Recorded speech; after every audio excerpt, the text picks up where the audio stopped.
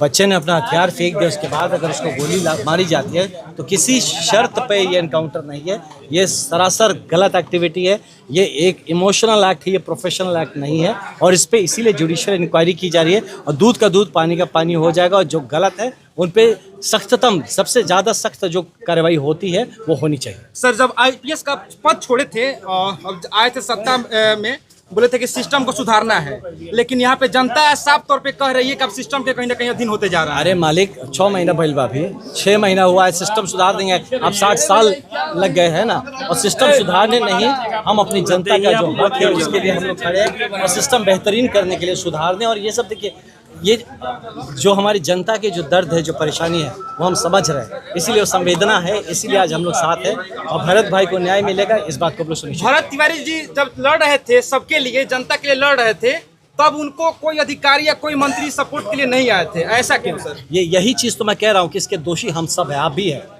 कि क्यों नहीं भरत की बात आपने तब उठाई जब भरत उठा था, तब आपका माइक कहाँ था? हाँ, आज जो माइक लगा के हमसे पूछे तब आपका माइक कहाँ था? भरत के लिए आपका माइक क्यों नहीं उठा था? ये प्रश्न हम सबको एक दूसरे से पूछना चाहिए कि हमारा बच्चा क्यों शहीद हुआ, हमारे बच्चे को अपना जान क्यों देना पड़ा। हम सब उसके गुनाहगार, मैं भी हूँ, आप भी हैं। तो इसलिए आगे कोई भरत ऐसा ना हो, इसका हमें सुनिश्चित करना है। इस बात को, इससे हम सीखें। आज भरत भाई ने जो जो मुद्दे उठाए हैं, ये खड़ा हर नेता इस बात का प्रतिज्ञा ले कि जिस जिस मुद्दे को भाई ने उठाया उस मुद्दे को हम लोग पूरा कराएंगे। उसके हर एक उस हिसाब का हम लोग जिस हिसाब उसने मांगा है उसका हिसाब सुनिश्चित कराएंगे। और आने वाले दिन में कोई भी ऐसा भरत जैसा हमारा कोई भाई फिर से अपना जान ना गंवाना पड़े, इसलिए हर वो युवा जो अपनी बात उठाता है उसके साथ हमें खड़ा होना है, मीडिया को भी और हमको भी। इनकाउंटर को किस तरह देख रहे हैं? वही बता दिया गुरु, आप बाद में माइक लगा रहे हैं, ये इनकाउंटर नहीं है। सर, ये आरोप अभी लगाया जा रहा है कि आप 11 दिन बाद आए हैं। अरे दिनों से आप कहाँ थे? मेरे भाई, हम पास के ही है, हम बाहर किसी काम पे थे, है ना। और जो पहले दिन से ही यहाँ के माननीय विधायक जी लगातार यहाँ से 4 बार आ चुके हैं। माननीय राकेश जी ने लगातार, हम लोग ने फ़ोन पे भी बात की किस तरह से इनमें मदद पहुँचाई जा सके। लगातार माननीय मुख्यमंत्री जी के संपर्क में रहे हैं, लगातार डीजीपी, डीआईजी, एसपी, सबसे ये जो काम, जो एक्शन लिए जा रहे हैं ताबड़तोड़, ये कहीं ना कहीं तो कोई बात कर रहा है, तो कौन कर रहा है? हम ही लोग कर रहे हैं। बाकी आपने देखा होगा बीच में यहाँ पे किस किस तरह के राजनीतिक मुद्दों को लेके, अभी भी देखिए पार्टी पॉलिटिक्स, आपके नेता क्या बोले, ये सारी बातें हो रही है।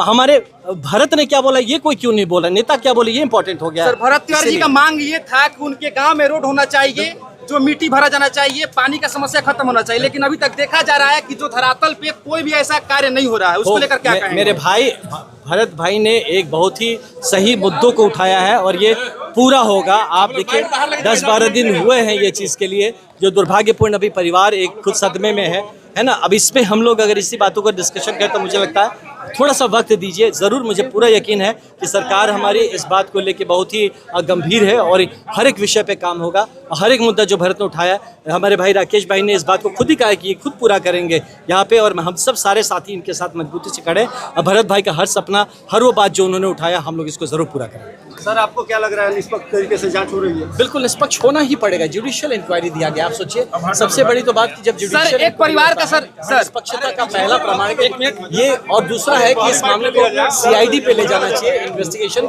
सीआईडी को करना चाहिए ताकि लोकल पुलिस उसमें किसी तरह से इन्वॉल्व ना हो। सर, जो परिवार का ये मांग है कि जो वर्तमान अभी न्यायाधीश आए थे, वर्तमान न्यायाधीश अभी यहाँ पे आए थे, उनको हटा करके जो अभी प्रेजेंट में है उनको लाया जाए। देखिए न्याय, हम एकदम इस बात का संवेदना रखते हैं। इस बात से क्या होता है कि जो एक्टिंग लोग, जो एक्टिंग जुडिशरी होती है, उनके पास इतना केसेस होते हैं, अगर उनको आप देंगे तो ये लंबा इंक्वायरी चल जाएगा। इसीलिए एक बहुत पुराने रिटायर्ड नहीं होते, बट रिटायर्ड न्यायाधीश को लाने का कारण होता है कि पूरा फोकस के साथ एक ही केस को इंक्वायरी करेंगे और जल्दी से जल्दी इसका निर्णय लेंगे, इसलिए दिया जाता है रिटायर्ड को।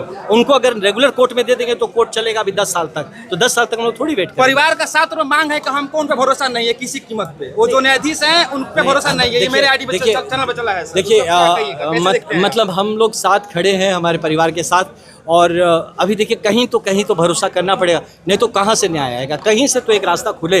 तो मुझे लगता है एक रास्ता खुला है, उसके माध्यम से हम लोग चलते हैं। सीआईडी का इसका इन्वेस्टिगेशन सीआईडी को हैंड ओवर हो, इसका मांग हम लोग करते हैं कि ये रेगुलर पुलिस की इन्वेस्टिगेशन से सही मामला नहीं निकलेगा, ये मामला सीआईडी के इन्वेस्टिगेशन में जाना चाहिए। और जुडिशियल इंक्वायरी का जो रिपोर्ट आता है उस पर त्वरित कार्यवाही होगा, इस बात का ध्यान रखें। अगर इंक्वायरी रिपोर्ट के बाद त्वरित कार्यवाही नहीं होते तब हम कह सकते हैं कि हमें इस बात पे शक है। ये सर आप आईपीएस रह चुके हैं, ये गलत हुआ है या नहीं? बिल्कुल गलत, सरासर गलत है। इसमें देखिए मैं गलत न, अगर ये सही हुआ होता तो मैं यहाँ बैठा होता, बताइए।